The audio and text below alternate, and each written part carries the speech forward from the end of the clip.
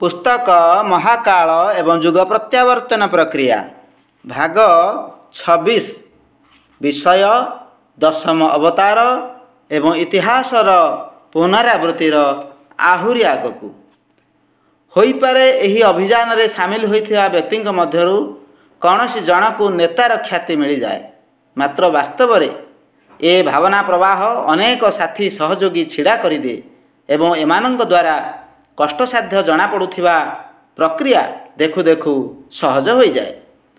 आश्चर्यचकित साधारण लोकंकर प्रभु प्रेरित सही विधि व्यवस्था को देखिबा भली सूक्ष्म दृष्टि न थाए। सेमाने कौनसी प्रमुख व्यक्ति को नेतार श्रेय देइथांती। तत्वदर्शी जानती जे जड़े व्यक्ति जेते बड़ हेउना काहींकी से अगणित मनुष्यंकर सहयोग बिना किछि करि परिबो नाही। निराकार भगवानंकर कार्यक्षेत्र सूक्ष्म भाव जगत रे ही समाहित होइथाए। से हेउछंती भाव स्वरूप चेतना। विश्वव्यापी चेतन तंत्र रे तांको आकांक्षा सक्रिय हुए। ताहार स्फुरणारे प्रवृद्ध व्यक्ति खूब बड़ बड़ काम करि पकांती। सेमानंकु सहयोग श्रेय और सफलता मध्य मिल जाए। तेणु लोक माने तांकु विजयी उद्धारकर्ता बा अवतार बोली भावन्ति।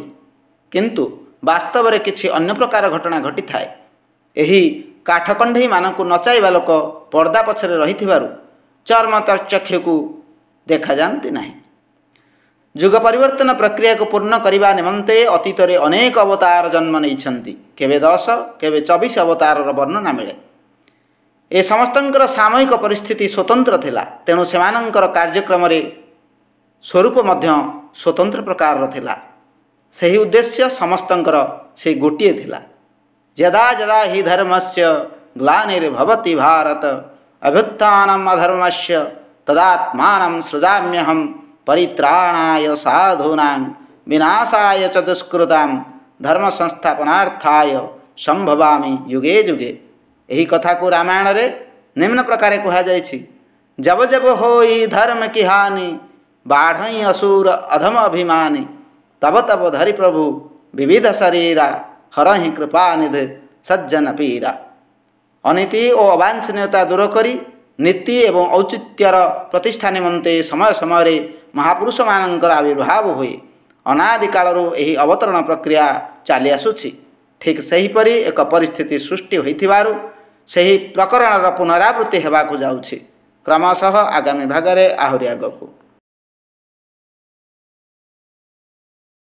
विचार क्रांति दूत यूट्यूब ओडिया चैनल को सब्सक्राइब करिया सह परवर्ती वीडियो प्राप्त करिया पई बेल आइकन दबांतु एवं विचार क्रांति दूत ओडिया फेसबुक पेज सह जोड़ी हुंतु।